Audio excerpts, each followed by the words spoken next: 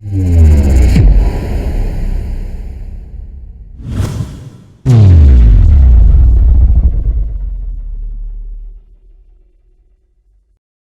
friends, to Brough Guitars Review. Today we're going to talk about none other than Eddie Van Halen and his Sustainer guitar.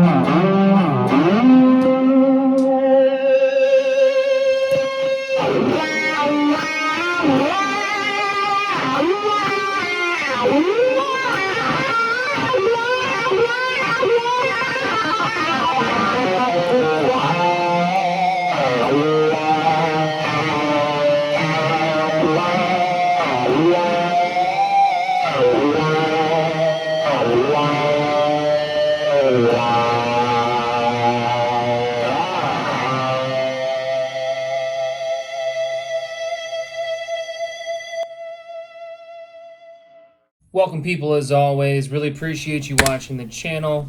But when you typically happen to think about sustainers, right? They're really cool mechanisms, really cool effects that you can put on your guitar. Essentially, like they're like a violin, right? And when you think about sustainers and who really comes to mind, for me personally, the people that come to mind usually isn't Eddie Van Halen. Usually it's gonna be like, people like Phil Collins from Def Leppard, or it's gonna be Neil Schon from Journey, or even, Steve Vai. So typically when you think sustainer guitars, you don't really think about Eddie Van Halen. But believe it or not, Eddie Van Halen at a point in time was a big heavy-duty user of the sustainer. There's some songs from, back in the day that he had happened to feature a sustainer on way earlier than maybe even I had thought. Like back in 1996, like Me Wise Magic, I think it's around like about the 5-minute mark. He's definitely using a sustainer on there. Now, granted, it's not this guitar, but well, I don't know, maybe it could be a guitar. But Me Wise Magic in 1996, about towards the end of that, he was definitely using a sustainer. Another one back in 1996 was the main featured song in the motion picture Twister, was Humans Being.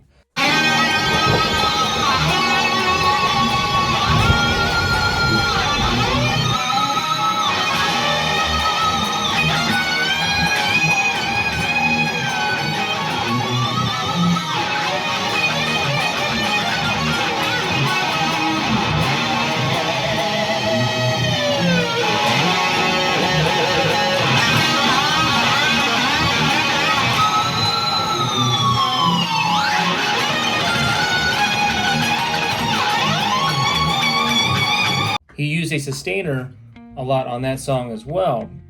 Love that movie, by the way. Love tornadoes in general. So Eddie had used a sustainer on a multitude of songs. Now, 96 was kind of like the first years where he had really kind of started to experiment with the sustainer as far as on the studio albums and such like that. 1996, Sammy Hagar had left Van Halen. And the reason why I say that is to put kind of things into context for later when I kind of explain how I kind of came across this particular guitar. Sammy Hagar leaves it because he and Eddie were feuding. There's a lot of drama within the band, between band manager, this and that. They replaced Sammy Hagar with Gary Cherone in 1998, and they did come out, with one just release album, Van Halen 3, around that time. So thereafter, they got rid of Gary Cherone. He leaves the band. Eddie was going through quite a bit at that time. Through the loss of, Sammy leaving. I think he maybe had part of his tongue removed for tongue cancer. Then I think he and his wife, Valerie Bertinelli, were going through a divorce. Keep my wife's name out your mouth! We censor our swear words even though we don't have a problem with swear words. Eddie was going through a really tough time, and he had already had problems with drugs and alcohol. Eddie was going through quite a bit in 2004, but when they did the reunion tour with Sammy Hagar that year, when Sammy had come back to the band, he was using a lot of sustainer. I mean, and I actually didn't particularly come across this guitar, well, not this exact one, but his PV sustainer guitar. We'll touch on that in a second. But I didn't come across that guitar until I actually saw a song, and it was like here on YouTube, and it's called Catherine or Catherine. I'm not exactly sure how you say it, but it was actually like part of a featured song on a like soft movie or something. I don't even know if I can say the P word, whatever. You know what I'm saying. Starts with P, rhymes with corn. Okay, so he had done 2 songs on that. One was called Rise, and then it was this one called Catherine, or again, Catherine. That song, I think, is probably one of my more favorite songs, where it's featured with Eddie and his sustainer, and he's playing, you know, a guitar that is very reminiscent of this. And I thought it was just so cool looking, and just to see Eddie really play with all the emotion and all the pain that you could tell that he was in. I think he really put into that, you know, that song. And it's a complete instrumental. Eddie plays all the parts on it. He plays the piano, the bass, the drums, the guitar, all of it. And he made it obviously in his 5150 studios in his house. So that was a really great song, but also featured this guitar. And by the way, chat, if there's anyone where you can figure out where I can download that song or get that, besides just watching it here on YouTube or getting that video, like, let me know. Help me. Help you.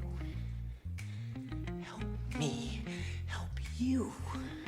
Because I really, really, really like that song. Upon Sammy's return into 2004, they actually kind of released, it was almost like a greatest hits album known as The Best of Both Worlds. So when the album released, they had 3 additional tracks on it. And one of those songs, which was another one of my favorite songs featuring a sustainer, was Learning to See. And that song was a heavier song, but also very ambient, and had a lot of harmonics and the sustainer going. But like I said, they did release those 3 new tracks on that album. And that's actually how I got my introductory into Van Halen, was literally the Best of Both Worlds album. So again, I said that basically this was kind of like my version, or as close as I could get, to Eddie's real deal sustainer guitar. Eddie played a PV Special Deluxe, and it was a USA model. Now typically the USA model of the PVs is an arch top guitar, meaning it's not a flat top like this, an arch top. But the PV Special Deluxe, I don't know if it was like a one-off for Ed. I know that there are PV Special Deluxes out there, but I've never seen one in kind of like this cherry burst color here. So his was a flat top. It had 1 volume pot. There was no tone pot.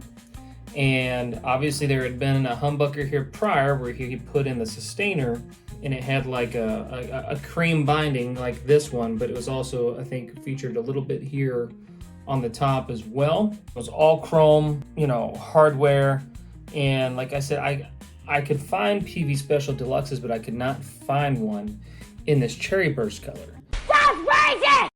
Now they do have a PV USA version, but that, again, that has the volume and the tone, and it is an arch top. And that one is a flame top, where this is more of like a quilted maple. Again, this is a veneer here on this one.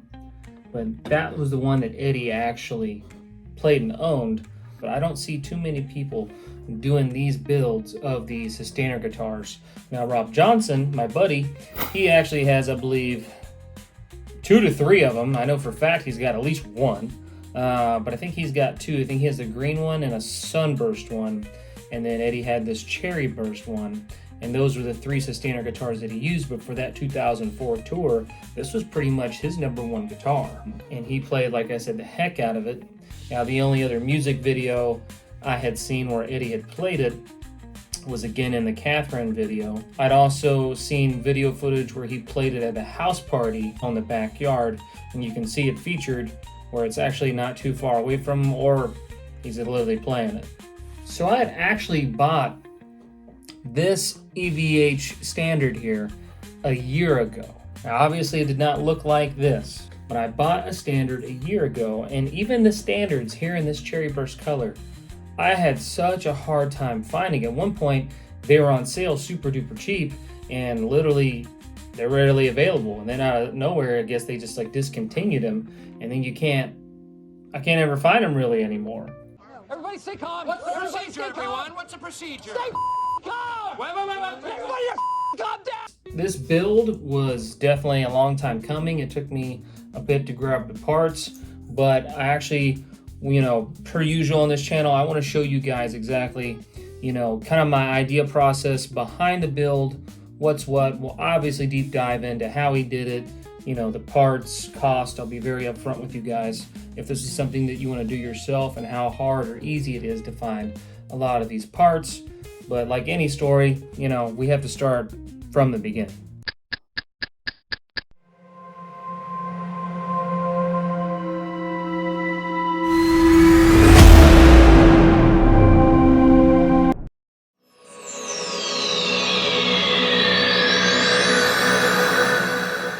What's up, guys? I'm gonna go open this now, but I'm not gonna open it in front of you because it's just literally me just taking a box cutting knife and just cutting the tape and pulling it out. I don't think you really need to see that, but we're gonna show you what's inside. Well, after a little bit of TLC to get this out of there, this thing is more wrapped than a condom dispensing machine. Good Lord. Let's take this up to the music room, shall we? Plastic, gone. Guess just probably check this pocket to see if there's nothing in there. But here you go. Here's the latest addition to the Kyle Brigade. Oh yeah! EVH Wolfgang. It is the standard. It's got a quilted maple top veneer on there. Red back. Now, I've seen standards. They obviously have all kinds of different versions out. I don't believe they put out too many of this color, so I think this is one of the more rare colors. Those strings seem to be in tune. I think it's the rest that aren't. Yeah. There she is. There's your unboxing for you, for those of you that's your thing. All right, so first impressions. So far, not really impressed, due to a couple things that aren't necessarily factory's job, because I did not get this from Fender Musical Instruments EVH. I got this secondhand, so that's expected. You're gonna have a couple problems. Now, for the price point of what I got it for, I've seen standards go for upwards of, $600 brand new, all the way down to, $450, $500, depending on the color and this and that. So again, every guitar company is gonna try to get to you different price points so they can obviously make a profit. So, I would consider this as like the Squire version, or the startup version, the kind of the low grade model, made as cheap as possible, but still enough to, make it worth the penny, I guess, so to speak. The goal for this guitar, spoiler alert, because it's going to come down probably way down the line, because I'm broke as shit right now. You guys can all judge me if you want, but I do not care. But you're thinking, why did you buy this guitar? Bruh. Well, I couldn't pass up the price point, and again, this color's a little bit harder to find in this cherry burst. Not impossible, but I've been kind of struggling to find it. I want to turn this essentially into the Sustainer year. So obviously this one's got the 2 black pickups, so I'm going to change this to the Zebra. It is chrome hardware, so we're going to get rid of this here, the black chrome, it's got to go. It's got a Fernandes Sustainer here in the neck position. It's a single coil, and then he's got like some foam or plastic around it to cover up the cavity.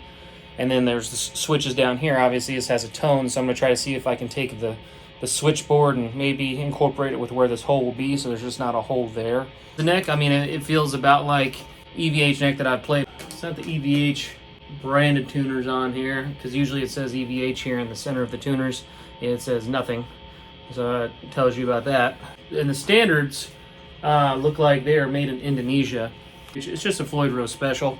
I do not like the specials. They do not hold in tune. I've already tuned this, several times, but again, I have not set it up. So to its defense, I have not done a setup.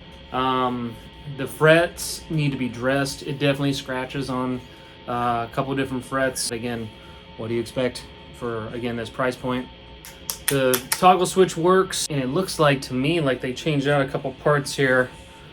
I'm not too sure what's going on, but one of the saddles is chrome, and one of the studs here is chrome as well. I think I pretty much got a steal on this just only for the fact of, I'm getting it for just basically cosmetics, and I'm going to change out everything else. Yeah, so I'm going to be doing some modifications here.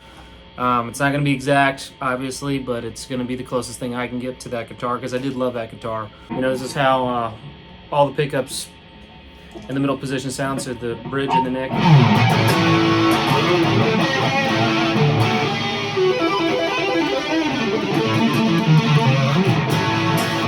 Neck.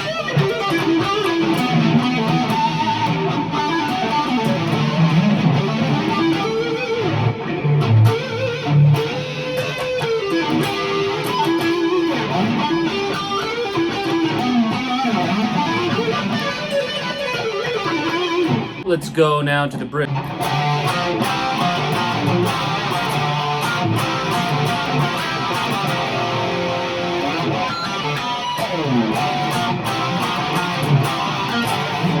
Like I said, the guitar plays okay. With proper setup and this and that, it's going to play like butter. Again, this is the foundation. We're getting this because of the starting point, where we're going to go with it. And I'm anxious to see how this is actually going to turn out once I change out, some of the components and this and that, and see how close we can get it to the original.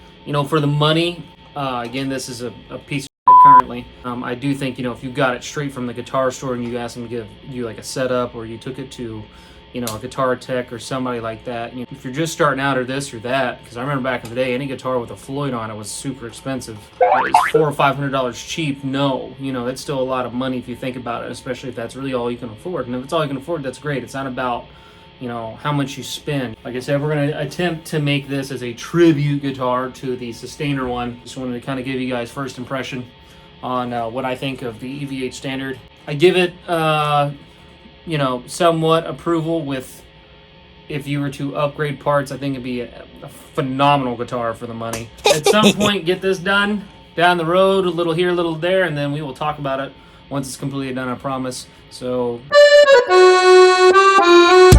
2 hours later.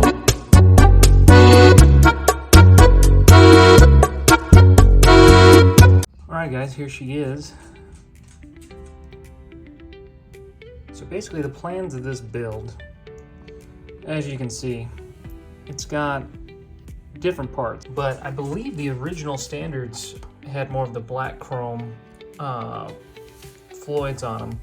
And as you can tell, it looks like somebody had changed this out to a black one and then used the saddles from the old one, put it on here, and then got a chrome saddles. This is all pieced together by all kinds of different stuff.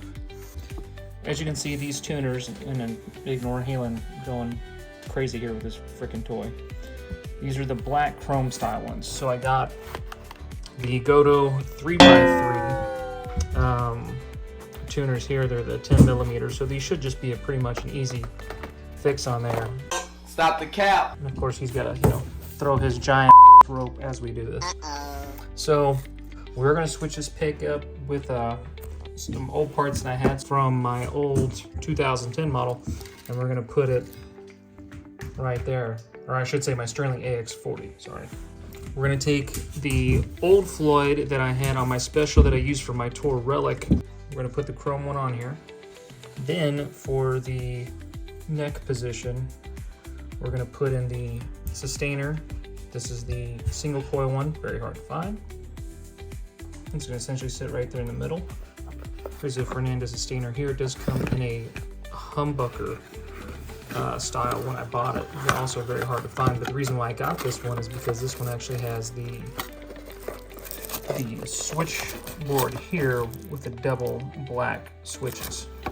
And so here's the humbucker here, which we're not gonna use. There's a perfect fit for right there, but we're not going to use that. And then the goal is to put this one of the switches here and then the other one down here, which means we're gonna have to route the back. And then we got a chrome, not for here because we don't want the black chrome. And I also got a retainer bar as well, a chrome retainer bar. Probably change the strap buttons here to the eye hooks. So this will not look the same. But I just wanted you guys to kind of see what it looked like before. Pretty much from the moment I got it, and then what it's gonna end up looking like and the plans for it from that point on. So yeah, let's do this.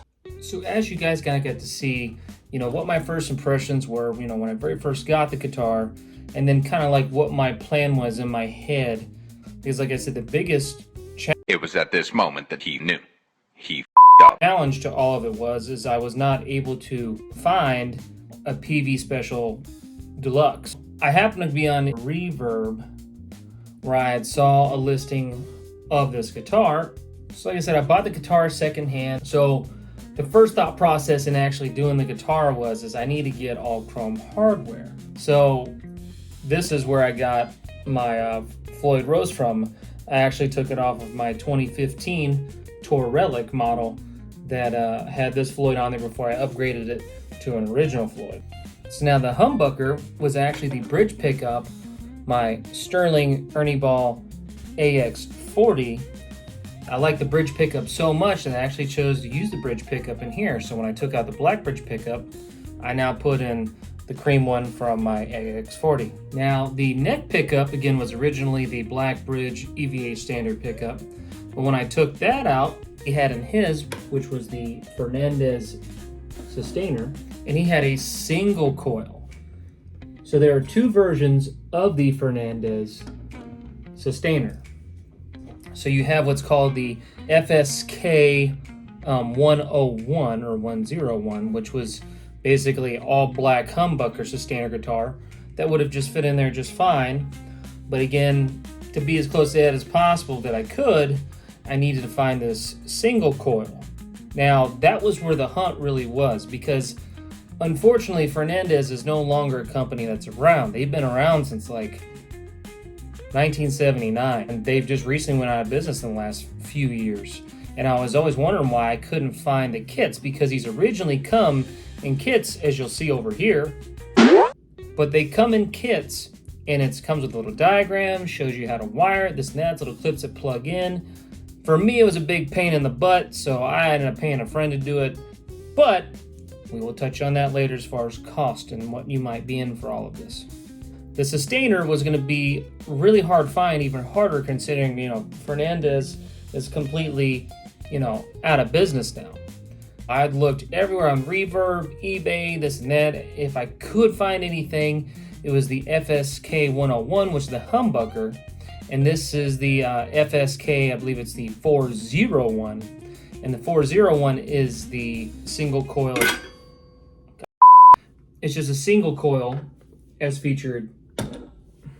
It's a single coil as you see right here.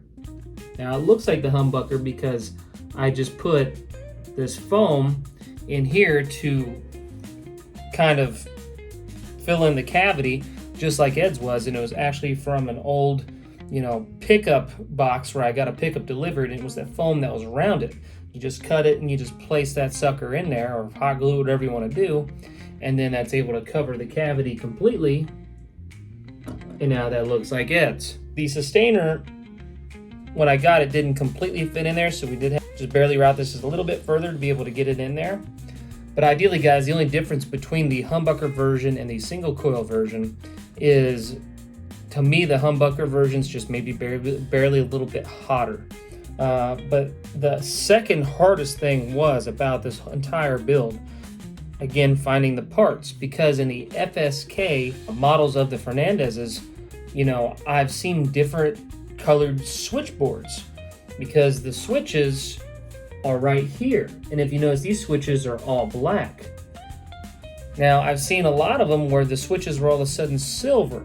Now, could I have painted those black? Sure, but eventually it would have rubbed off. So I was just really dead set on trying to find these black circuit boards with the black switches here. And so I looked everywhere and I could not find it, but I finally came across the kit that was the humbucker one, again the FSK 101.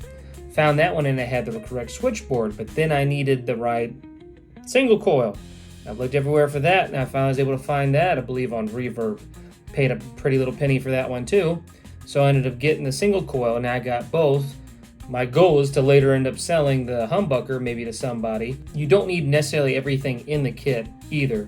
You can kind of MacGyver it to exactly how you need, but again, I suggest you probably get someone who knows more so what they're doing, unless you're just, really savvy with electronics and soldering. Again, I got the standard because it was the cherry burst, and it also had the quilted top. We did upgrade the switch to a switchcraft switch. We got a non-frictionless Bourne's pot in there. This volume knob I was actually able to just pull off of just extra parts that I had, because he had a black volume knob. It was not a tone knob on his. Shocking, because Eddie always had a tone knob for his volume. Now this is just gaffer's tape, which is just essentially like the electrical tape. You just sit it on your table, roll it, stick it on there. You can peel this on and off. It's not really going to ruin the finish because the clear coat is so thick on this damn thing because it's a factory finish. And I really just want to beat the hell out of my computer table right now. The back here is a 3-piece body because you can see the seams here. So here's 1-piece, 2-piece, 3-piece. That's another way they get this to you really, really cheap. The EVH D-Tuna, again, was just already on their stock because I pulled it off my 2015 Tour Relic. So here is my 2015 Tour Relic. And as you see, we got the original Floyd on here. This is the Floyd, the pre-existing one that's now on my Sustainer guitar. And then this is more along the lines of the PV headstock. Now, could I have gotten this neck and, got the correct scoop and then put that over on my EVH Sustainer guitar? Sure, but again, that probably would have been like another $300 or $400, and I was trying to be as budget friendly with this build as I could with the parts that I already had. I did have to buy a all chrome R2 Floyd Rose nut that I switched out because of the black chrome one. I got a chrome string tree off of eBay or Reverb as well. And then we just upgraded the tuners to the Schallers, which are fantastic tuners. But we put the Schallers on there. And then I obviously put the eye hooks here in the body. Made the paint crack a little bit, but who cares? And the difference between, this and essentially Ed's, really besides an original Floyd Rose and his whatever pickup he happened to have at that time, one of his PV, humbuckers or special wound one or DiMarzio, who knows. But the standard actually has a arm contour here where it just ever so, as you can tell there, angles down, right? And then also, his was a PV, which the PV had this little scoop. Did my pick fall off? Sure did. Hold please. Now, Eddie Van Halen had again, maple neck, maple back, maple fretboard. Just had the black dot inlays, so we were square there. Fantastic. God, what the f is happening right now? Alrighty then. Anyway, so here on the back, did have to get it routed to be able to fit the 9-volt battery in there because the Sustainers do take a 9-volt, in fact. Had to get this pick guard made by my buddy. He took care of me. He just put foam in here to be able to keep the 9-volt battery in there. Not a big deal. Now, the kit does come with a little 9-volt compartment where you can actually put it in here. And I'll show you my other Sustainer guitar that I have. So here, you have an even more rare Fernandes Sustainer, which is the all-white single coil. Good luck finding that one nowadays. That one's even harder to find. But right here is where the battery compartment I was telling you about. You can have that installed if you want. It's a lot easier access. I might get that done still at some point in time, but right now I'm just way too excited to get you guys to see this guitar, hear this guitar, because it was one of my all-time favorites for sure. This is my very first guitar that I ever got a Sustainer in. Please go watch my episode right here. If you want to see the review on this one, this is my Isla Marie, my baby girl. This guitar was for her, but she turned out to be left-handed instead of right-handed. So, you know, naturally, I kept it for myself. Now, I'm actually relatively familiar with Fernandes because I remember out of my first 3 what I would consider actual, you know, kind of like good guitars, ironically, one was a Fernandes. I think it was called the Fernandes Revolver, and it was an all-white one. It actually had a sustainer in it as well. I ended up getting rid of that guitar. I didn't play it quite as much. The sustainer guitars are really cool for what you can do, you know, with them essentially.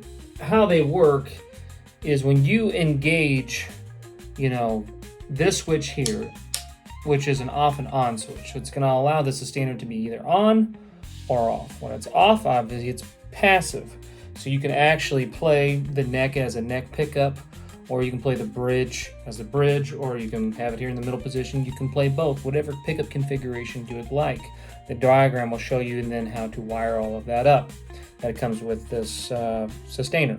This switch here is going to have 2 modes. So one mode is actually going to be where it goes into like just a full sustain mode, where it will just hold the note exactly as it is. The other one, when you flip the switch, what it will do is go into harmonic mode. And then it will still sustain a note out for the duration, lasting forever as much as the battery does until the 9-volt dies. But then from that point, what will happen is once you put it in harmonic mode, it will actually go up multiple harmonics and give you that really, really cool feedback sound, which I think is where this guitar really, truly likes to live. It can be overdone for sure, but God, I love hearing it. So now, roughly how much did all this build cost me in case you're looking to do this build yourself? The guitar I bought secondhand used, and I got it for about $400, not including shipping, which is a really great price considering everything that was wrong with it. The Floyd literally cost me nothing because I pulled that off my 2015 Tour Relic. The pickup didn't cost me anything for the bridge because I took that from what was left over from my AX40. Neck pickup, the sustainer by itself was about $125 plus 10 for shipping, so it's a $135. Hopefully you're adding this up and doing the math yourself, because good God. FSK 101 kit, which was with the circuit board and the original humbucker, that was the priciest thing. That was about a good old $600 there. Yeah. R2 nut was about $30 or so.